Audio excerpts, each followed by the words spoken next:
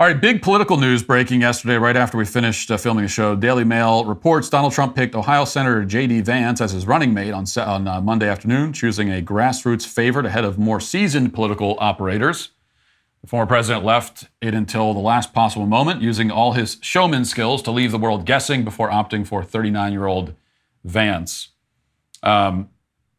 Trump made his announcement on Truth Social, saying, as Vice President, JD will continue to fight for our Constitution, stand with our troops, and will do everything he can to help me make America great again.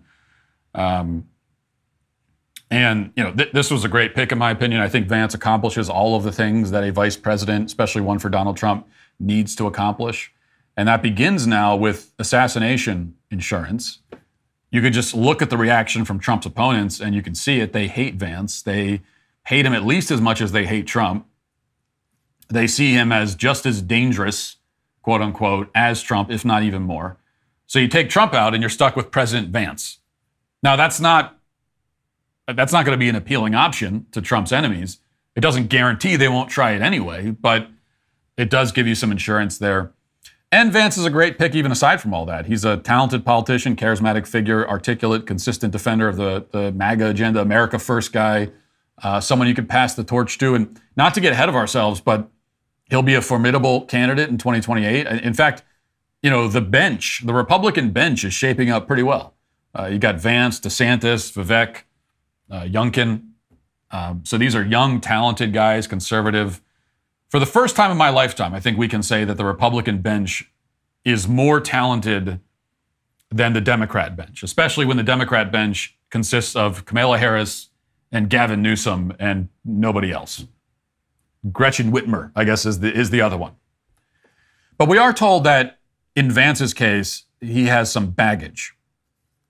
Baggage, we're told. And the baggage is that in 2016, 8 years ago, if you can believe this, he didn't like Trump. He wasn't a Trump guy 8 years ago. Here's Politico reporting on that. In the year before Trump took the Oval Office, Vance, who once described himself as a never Trump guy, was quick to criticize the former president, using words like idiot and even Hitler to describe Trump. Since then, Vance said that he regrets his past criticism of Trump, especially during his contentious Republican Senate primary in 2021. The Ohio senator who got Trump's endorsement in the primary has also since called Trump a great president.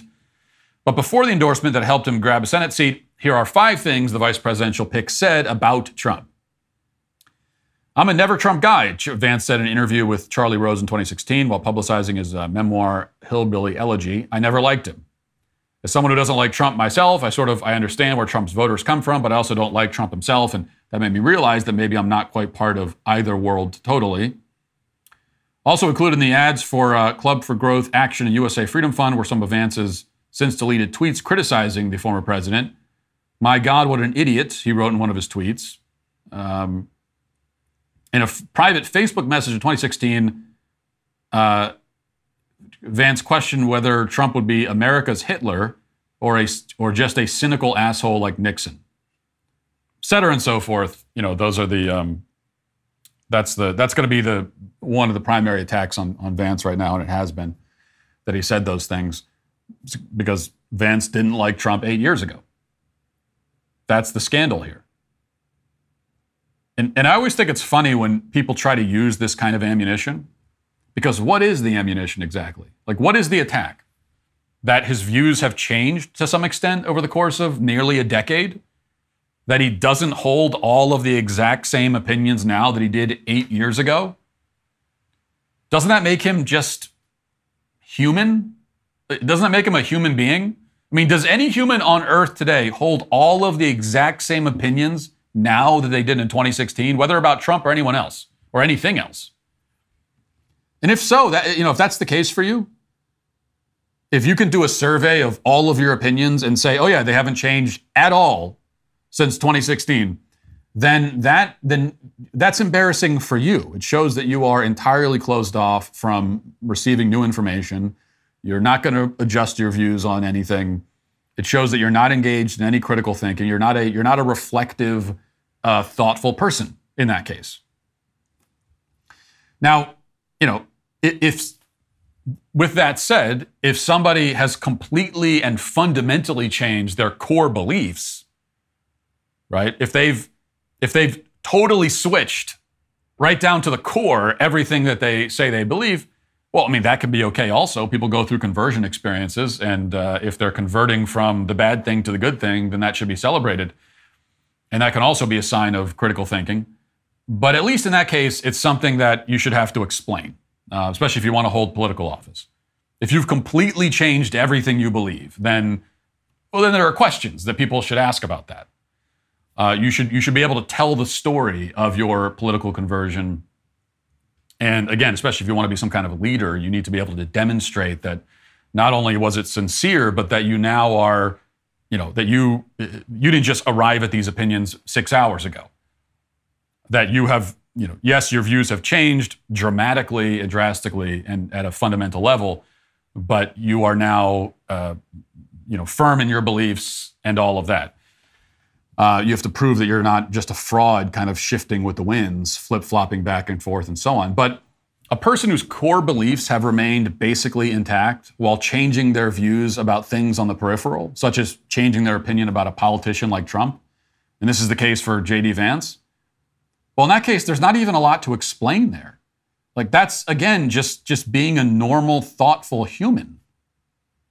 And I'm in this boat myself. My core values and beliefs have remained basically unchanged my whole adult life because I really believe in them, and I happen to think they're true, fundamentally. But all of the opinions and perspectives kind of surrounding them, the stuff that's closer to the surface, you have your core beliefs, and then a lot of the peripheral opinions, it's really like, how do you apply those beliefs and all that sort of thing. And that stuff, yeah, that changes. That's changed for me in some cases somewhat dramatically over the course of the last 10 or 15 years, which is why it's funny when people do this to me, right? They do this to everybody. If you're in public, any kind of public forum, for me, they'll dig up some blog post from 2014 or something, and they'll say, oh yeah? Well, if you say this now, then why were you saying this other relatively different thing 10 years ago, huh? What's up with that? Hey, look at this. Here's something you said in 2012. A bit different, but you're singing a different tune now, aren't you? Apparently your perspective as a 38-year-old man with 6 kids is somewhat different from your perspective when you were a 26-year-old man with no kids. What's going on? What are you, learning and changing and growing? Con artist, grifter. So you get a lot of that, and it's very, very stupid. Especially when, again, we're talking about the opinions closer to the surface. And something like, how do I feel about this guy, Donald Trump? That is an opinion closer to the surface. It's not a core belief, okay? Your view, at least it shouldn't be. Your view on Donald Trump as a person and as a political candidate is not a core belief at your soul. That is more, you have your core beliefs, and then really, especially when Trump first came on the scene, the big question was whether he aligns with those beliefs, whether you can trust him. I mean, all that, that's what the question was. And the fact that Vance has changed his view on that is just doesn't mean anything. I mean, it's not. It's not even. It shouldn't even be worth talking about, really.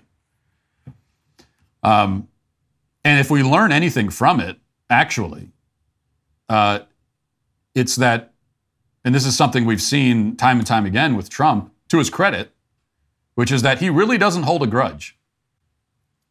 He holds a grudge less than anyone we've ever seen in politics.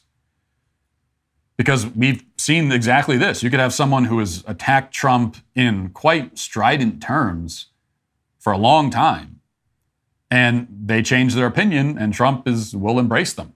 He doesn't hold it against them.